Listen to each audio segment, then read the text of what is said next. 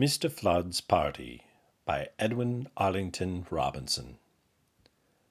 Old Eben Flood, climbing alone one night over the hill between the town below and the forsaken upland hermitage that held as much as he should ever know on earth again of home, paused warily. The road was his, with not a native near, and Eben, having leisure, said aloud, for no man else in Tilbury Town to hear, "Well, Mr. Flood, we have the harvest moon again, and we may not have many more. The bird is on the wing, the poet says, and you and I have said it here before. Drink to the bird!" He raised up to the light the jug that he had gone so far to fill, and answered huskily, "Well, Mr. Flood, since you propose it, I believe I will." Alone, as if enduring to the end a valiant armor of scarred hopes outworn, he stood there in the middle of the road like Roland's ghost winding a silent horn. Below him, in the town among the trees, where friends of other days had honored him, a phantom salutation of the dead rang thinly till old Eben's eyes were dim. Then, as a mother lays her sleeping child down tenderly, fearing it may awake, he set the jug down slowly at his feet with trembling care, knowing that most things break.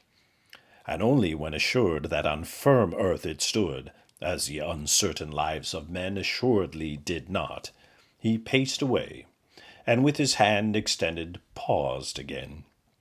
"Well, Mr. Flood, we have not met like this in a long time, and many a change has come to both of us, I fear, since last it was we had a drop together. Welcome home!" Convivially returning with himself, again he raised the jug up to the light, and with an acquiescent quaver said, "Well, Mr. Flood, if you insist, I might. Only a very little, Mr. Flood, for old Anxine. No more, sir. That will do." So for the time, apparently, it did, and Eben evidently thought so too, for soon amid the silver loneliness of night he lifted up his voice and sang, secure, with only 2 moons listening, until the whole harmonious landscape rang, "For old Anxine."